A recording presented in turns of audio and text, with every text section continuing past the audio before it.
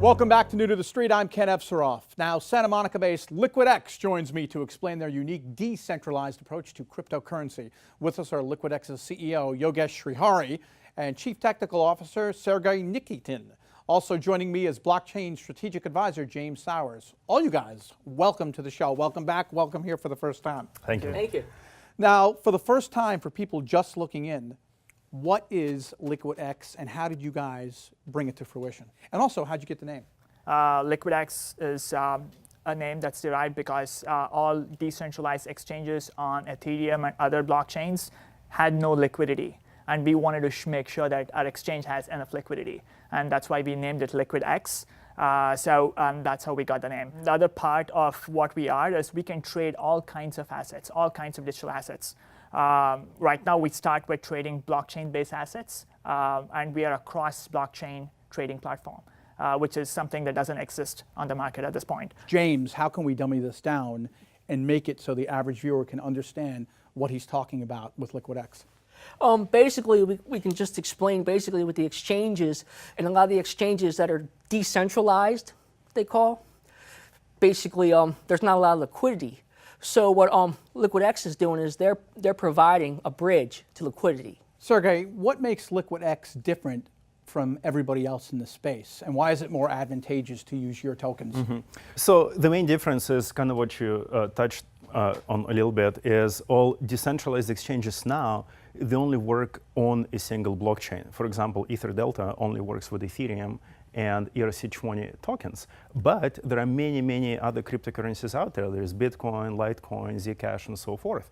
So what LQDX is doing is allowing to trade in a trustless way all types of blockchain assets against each other. So Bitcoin can be traded for Ethereum in a trustless way, and that has never been done before. So that's the main advantage of LQDX. Now let me touch on what he just said. He used the word trustless.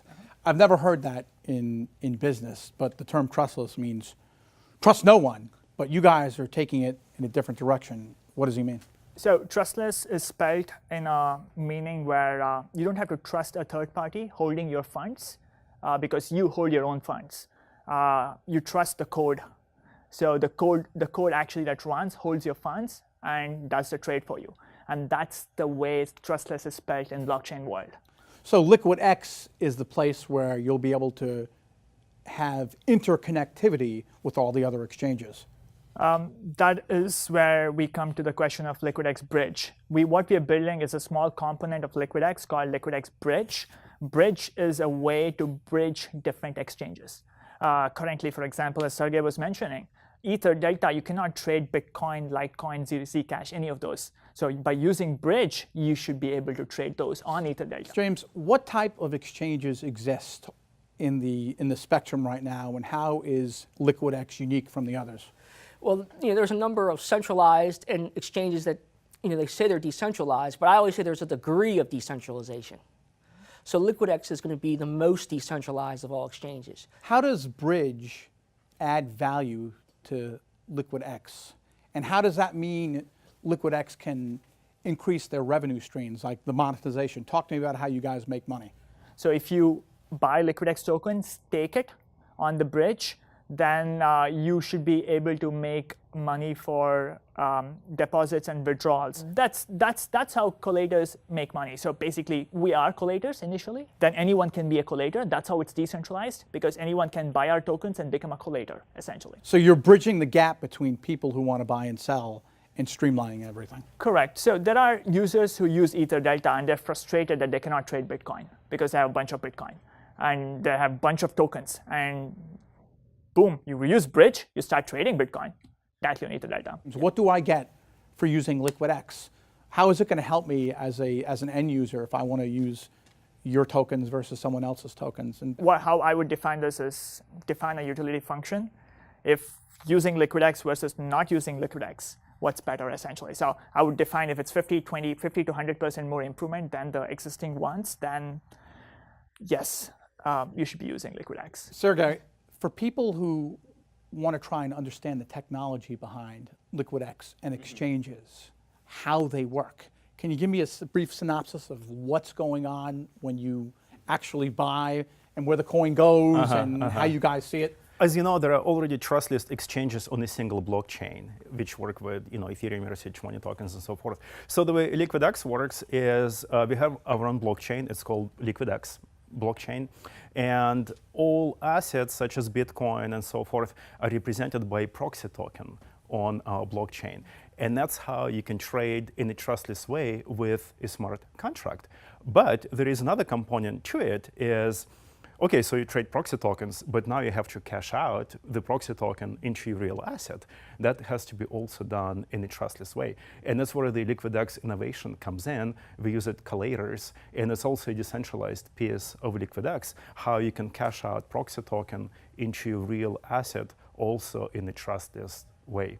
Can I add something to his Absolutely. So it's a good analogy. If you go to a casino, you don't trade with your real, you don't gamble with your real money. You buy the chips. These chips are the proxy tokens. Do you think regular cash is going to go away? Yes, absolutely. At least that's a future we are betting on. So, which brings me to my next question about LiquidX making money. Let's talk about revenue streams and how you guys monetize. Absolutely. Sergey, do you want to talk about the revenue streams? Yeah, okay. So we have three potential revenue streams with LiquidX. Number one, of course, if you hold LiquidX token, it's expected to be to appreciate as the demand for LiquidX services increases. The second revenue stream is our company will operate a couple of collators, a few collators, to process the deposit and withdrawal transactions and also the trades. And lastly, we are developing LiquidX as an open platform. So we're expecting an ecosystem of other blockchains and other assets, could be stocks or anything, actually real estate, plugging in to a blockchain. And for them, they might need help with developing interfaces between their systems, between their blockchains and LiquidX. So the third revenue stream would be the app ecosystem. Yeah. So you guys don't care where the money comes from as long as it comes. You don't care what currency is, people, because this is not just the U.S. thing. This is a worldwide event. What's going on with Absolutely. blockchain right now? Absolutely, yeah. Yogesh Srihari, CEO of LiquidX. Thanks for coming in. Sergey Nikitin and James Sowers. Thanks for being here, guys. Thanks for having Thank us you. here. It's our pleasure. Up next, we talk with Xantipad. We'll be right back.